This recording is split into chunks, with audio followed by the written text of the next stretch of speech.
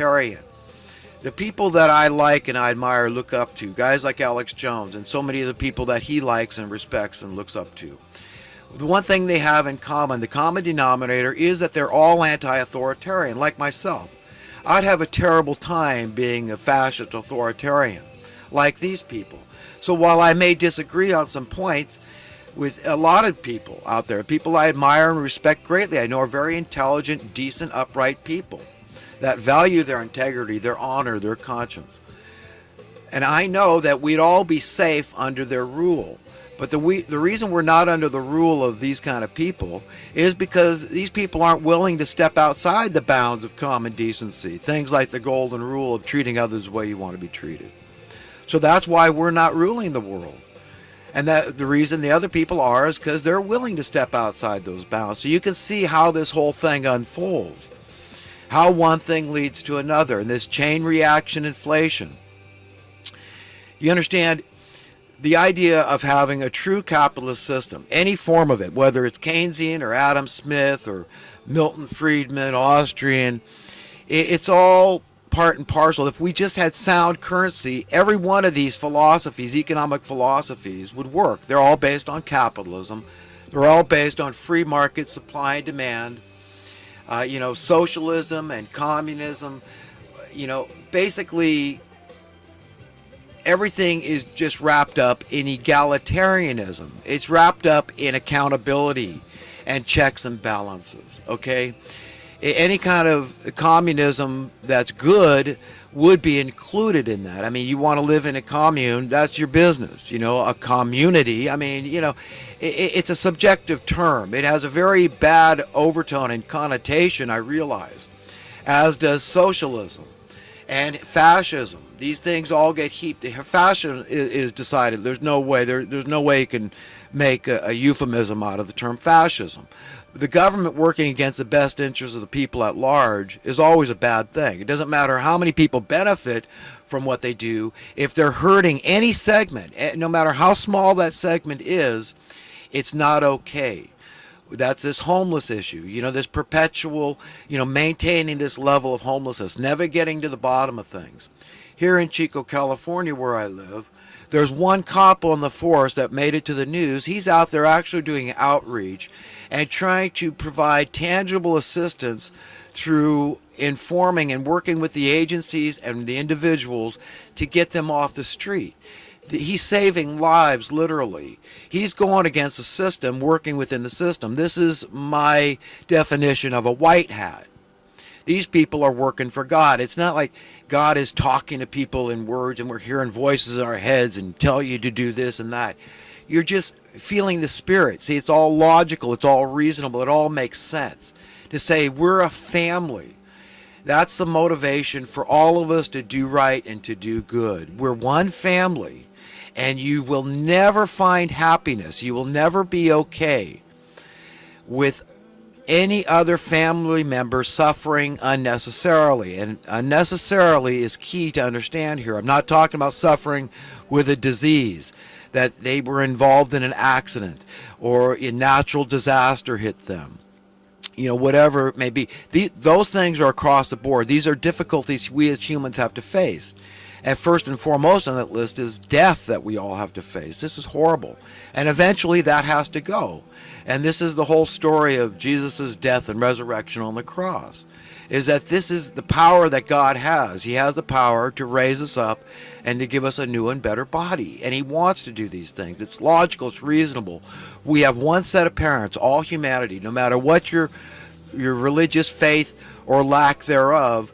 It's the same force for good that is our divine cosmic parents. And they love us all equally. They are decidedly egalitarian.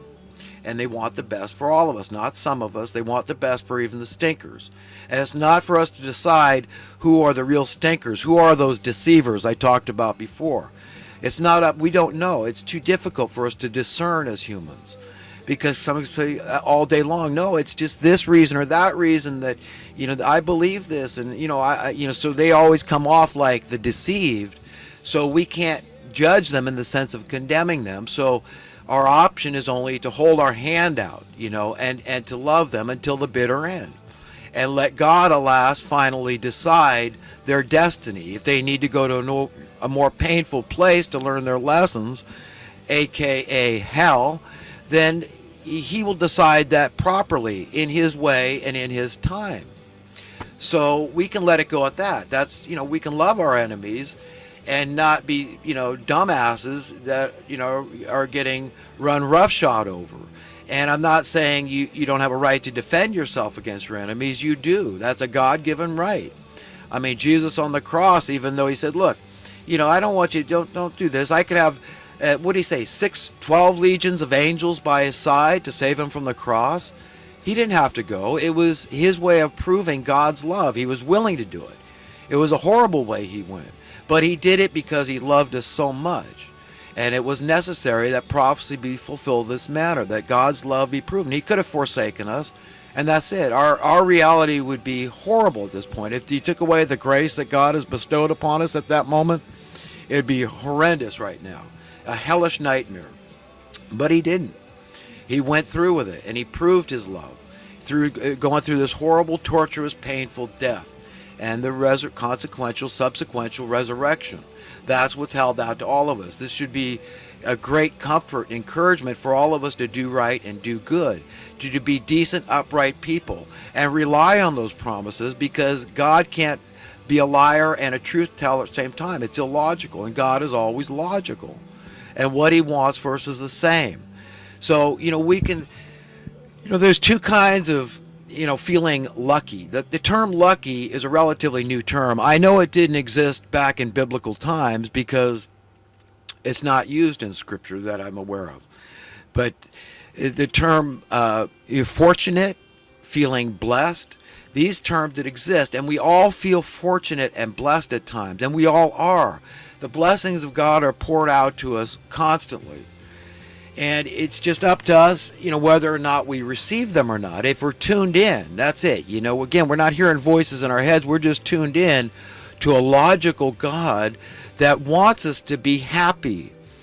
But again, being lucky is different from being blessed. You can say, well, I feel so lucky because I'm rich and prosperous. I'm wealthy, well-to-do. I'm well-heeled. I have financial freedom. I have financial security. I have financial prosperity. I'm successful.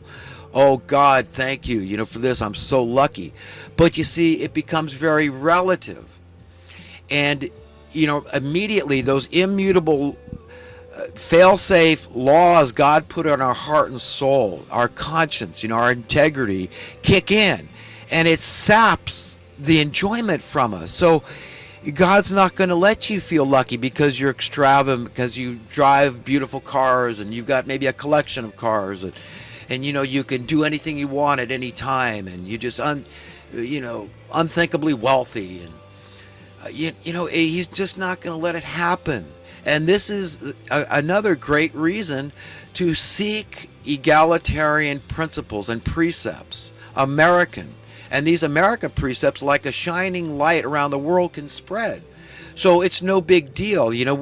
What Victor Hugo said about, prosperity breeds monsters and, adversity breeds men. Well, it would become irrelevant because, again, that's a relative statement. If the understanding at birth is that this planet, including all her goodies that have been accumulated over history, starting with the advent of the wheel, all these things belong to all of us collectively. That's not a communist precept, although it might sound like it. And it's not overly idealistic. I mean, people like me get pegged as being pipe dreamers and, my ideas are just too far out. Well, that's because we've been trained to believe they're so far out. To believe, oh no, we just always got to have these problems. And I hear so many Christians, well-meaning Christians, they want to quote Jesus saying, well, the poor you will always have with you until he returns. But you see, he's not saying don't fight the good fight. And while I say, ego has no place in this realm, it's about humility, that's true. But we have big shoes to fill. And is it egoistic to say we're created just a little lower than the angels? I mean, this is what's written. This is just the way it is. We're very powerful creatures made in God's image and likeness. Hence, we're like little gods. We're like children of God. And it's nothing to be arrogant to God and challenge him. We're not the Almighty. We're the pottery. But God's a loving, sharing, generous God that loves to procreate, as evidenced by all the creation. And his commandments are as easily fulfilled as the one to go forth, be fruitful and multiply. So, we've got to understand what's going on here. His commandments will always be fulfilled, whether we like it or not, whether we realize it consciously or not. It's going to happen. Like the golden rule. That's why I say it's the only law with teeth. If you follow that law, you're not going to break the laws of man, if any of the laws of man make any sense. But if they're making arbitrary, capricious laws just to benefit and profit from, like controlled substances or something, it's all a racket. It's a way to control us. It's all about the money. The money. Everything's, our whole unreality, our whole paradigm is pseudo. It's a pseudo paradigm. It's phony, false. It doesn't make sense. It's manipulated. And we can understand how we fall into this trap, because it's so hard to imagine a world without money. Because, again, we've been trained, inculcated, incrementally over a long period of time. I mean, this concept of money goes back thousands of years. And it really is evil genius. It really is a way to ensnare us and trap us and to oppress us. Look at the people at the top. Look what do they offer in the way of, what trades do they offer us that's useful? None. They don't have anything to offer us. We had to go to the bartering system tomorrow. I mean, yes, this stuff I talk about, I know it is dramatic and radical, and it would change things in a very profound way. And the truth is, there's a whole lot of jobs out there being done today that would be utterly unnecessary, utterly irrelevant. And we've all been taught that that's an anathema. That's a bad thing to lose jobs. But is it? I ask you, look, use your imagination, folks, okay? How is that a bad thing to say, look, all the people that are employed in the financial services industry aren't going to need to be there anymore? Find something to do with your time. I'm not going to take anything from anybody. Remember, I believe we should be born free, not beholden to anyone, and that includes me. So the fact is that if all we're going to gain from an egalitarian universe is happiness, true happiness, satisfaction, contentment, peace, and joy, and prosperity across the board, plenty of safety and security and freedom and liberty, all these good things, and all kinds, any material stuff we want, we have it our way. That's it. That's it. We'll have it our way. That means your way, my way. All of us can work together here. We've got, unlimited intelligence. Our potential is unlimited to make our work really, really easy. So our main challenge then becomes what to do with all of our extra time. And that is a serious dilemma, what to do with our extra time. But if we use our imaginations and our reality is changed, which it's coming someday, it's all going to be very, very different. Money isn't going to exist.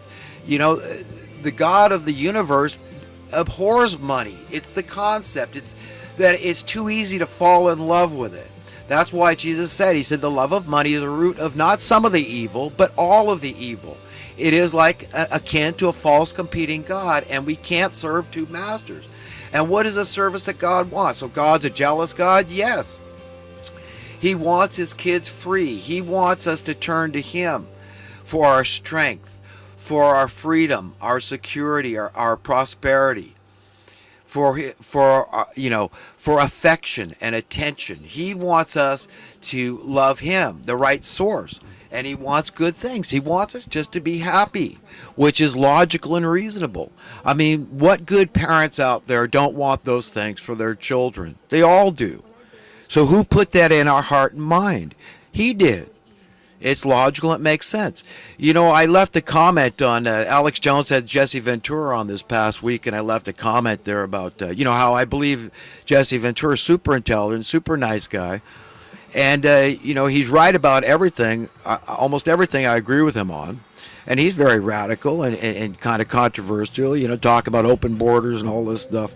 But the one area I think he's wrong is with the atheism. And, to my surprise, this comment I left ended up with, well over 100 replies. And it's been kind of fun. It's been a little scary seeing all these, replies come in and feeling somewhat compelled to, respond to people's queries about, where I'm coming from, and, let them know that, yeah, I've considered things like, natural selection, and I believe in evolution in as much as it's like a painting. I would say, that God created the earth in a period of time. I mean, one day might be, like they say, 1,000 years to God. So the idea he created it in 6 days may not be that far